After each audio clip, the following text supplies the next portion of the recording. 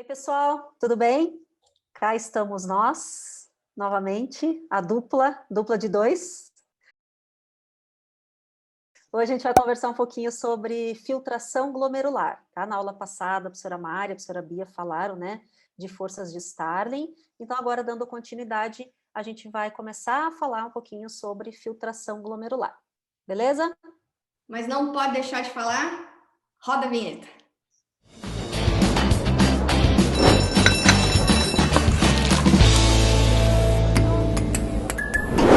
Bora lá falar um pouquinho sobre filtração glomerular? Para a gente começar a falar, né, sobre filtração glomerular, a gente precisa entender um pouquinho, claro que depois, nas próximas aulas, a gente vai segmentar, né, todas as partes do néfron, tudo que acontece em cada uma das partes, mas para a gente começar a falar sobre isso, é importante que a gente tenha uma certa noção de que nos rins, a gente tem aproximadamente 1 milhão de néfrons. Olha a quantidade que temos de néfrons nos nossos rins. A gente tem néfrons que estão localizados mais na parte de fora, né, mais no córtex, né, então são néfrons mais corticais, e também temos os néfrons que estão localizados mais ali no meio, que são mais na medula, né, que são chamados os néfrons medulares. Então, cada néfron, ele é composto, né, pela cápsula de Bowman, aí a gente tem o túbulo proximal, depois desce, né, alça de Henle descendente, alça de Henle ascendente, túbulo contorcido distal e ducto coletor. Então, nas próximas aulas, a gente vai falar um pouquinho sobre o que acontece, por exemplo, no túbulo proximal, o que acontece nessa alça de Henle, né, descendente e ascendente, no túbulo contorcido distal e no ducto coletor, tá? Mas hoje como a gente vai falar sobre filtração, que é a primeira etapa, né, da formação de urina, então a primeira coisa que acontece para que a gente tenha, depois de todos os processos, a formação da urina, é a filtração glomerular. Então a primeira coisa vai ser isso, e aí depois, nas próximas aulas, a gente vai segmentando até a gente ver como realmente a urina é formada. Lembrando que os néfrons, né, cada néfron é considerado a unidade funcional dos rins. O que é isso? O que significa uma unidade funcional? Então, uma unidade funcional é a menor estrutura, né, como a gente está falando de rim, a unidade funcional é a menor estrutura desse órgão capaz de realizar algumas funções, certo? Então, pensando em rins, a unidade funcional dos rins são os néfrons, tanto os corticais quanto os medulares. Qual o local que ocorre a filtração? O próprio nome fala, filtração glomerular. Então, ela vai ocorrer lá no glomérulo, nos glomérulos do rim, onde nós temos ali a arteríola aferente, a arteríola eferente, os capilares que são englobados pela cápsula de Bowman. E nessa região, nós temos algumas barreiras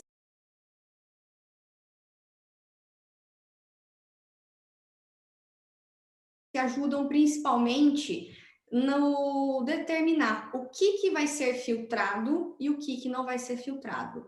Nós temos 3 barreiras, né?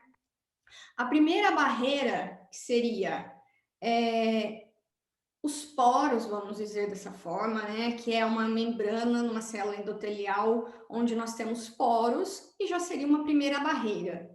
Nós temos uma lâmina basal desses glomérulos, né? Principalmente contendo colágeno, e uma terceira barreira, que seria uma proteína, né, que são as proteínas que são os podócitos. Né? Esses podócitos são proteínas que formam, através dos pedicelos, formam uma barreira, principalmente ali com carga negativa.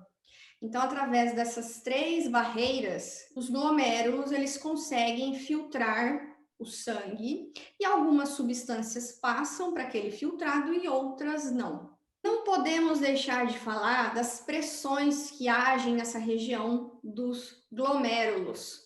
E aí nós vamos entrar novamente com as forças de Starling.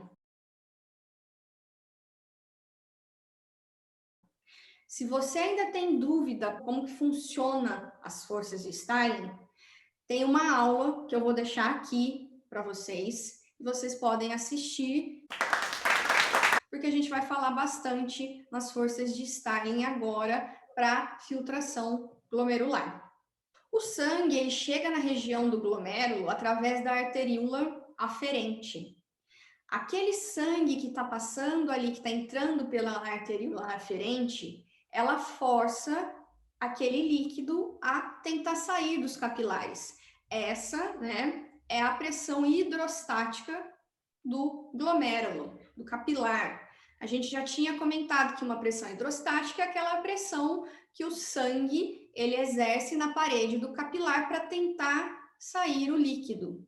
Temos uma outra pressão que também é chamada de pressão hidrostática, só que agora é a pressão hidrostática capsular. É aquele líquido que fica ali na cápsula de Bowman e como ele está ali em um local fechado, vamos dizer, o líquido ele faz uma pressão no capilar, mas para tentar voltar para dentro do capilar.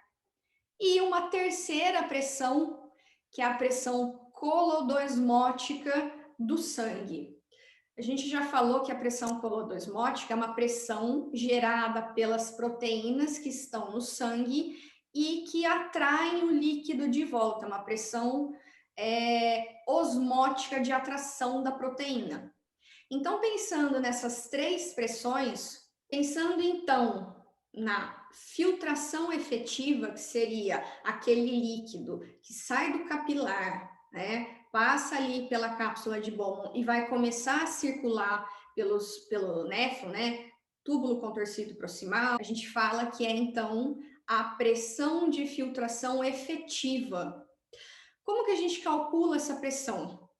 Eu tenho uma pressão hidrostática que faz esse líquido sair do capilar, que é a pressão com o maior valor, e eu tenho duas pressões que fazem com que o líquido volte para dentro do capilar.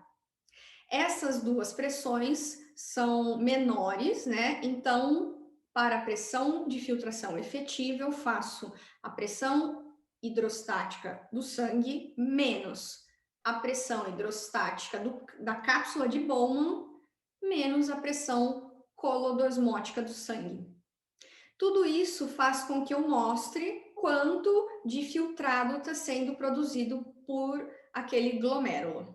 Então, pensando aqui nas pressões que o glomérulo ele tem para que ocorra essa filtração, nós temos mais dois fatores que influenciam nessa filtração glomerular. A primeira seria a permeabilidade daquelas membranas, daquelas barreiras que a gente falou.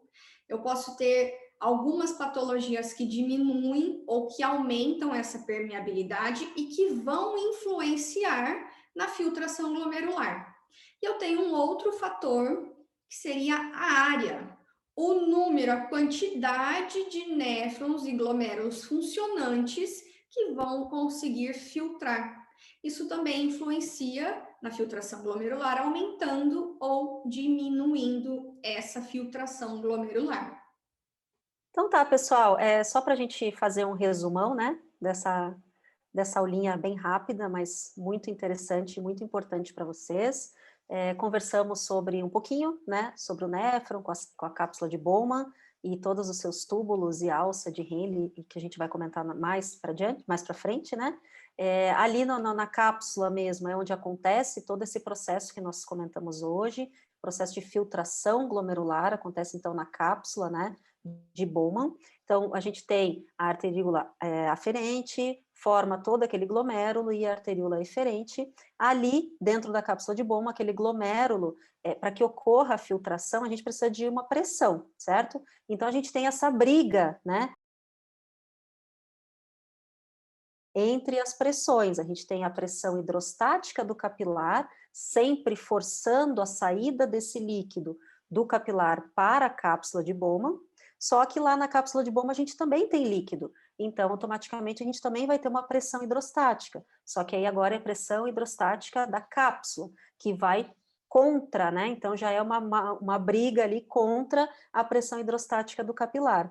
E além disso, a gente tem, como a professora Mari falou, a pressão coloidosmótica, né, do capilar, a gente tem proteínas circulando ali naquele sangue, e essas proteínas fazem, então, esse processo, né, de tentar trazer ainda mais líquido ali da cápsula para dentro do capilar. Então, essa briga fica ali, né, ocorrendo.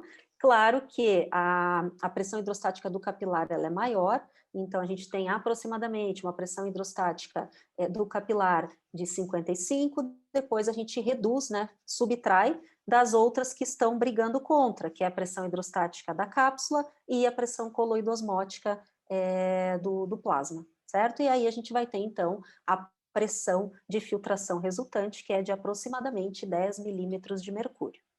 Lembrar que, por que a gente tem pressão coloidosmótica do capilar? Proteínas não passam do capilar para o cápsula de Bowman. Aquelas barreiras que a gente citou, elas seguram a proteína e não permitem que a proteína saia do sangue e vá para o filtrado. Por isso que a gente tem pressão coloidosmótica do capilar. Isso aí. Então, pessoal, era isso. Espero que vocês tenham gostado. Fiquem ligados, que terão mais aulas aí pela frente, né, professora Mari? É isso aí. Não se esqueçam de deixar o seu like, de marcar os amigos, se inscreva no canal e ative o sininho, porque o dia que tiver vídeo novo você fica sabendo. É isso aí, pessoal. Até! Tchau, tchau.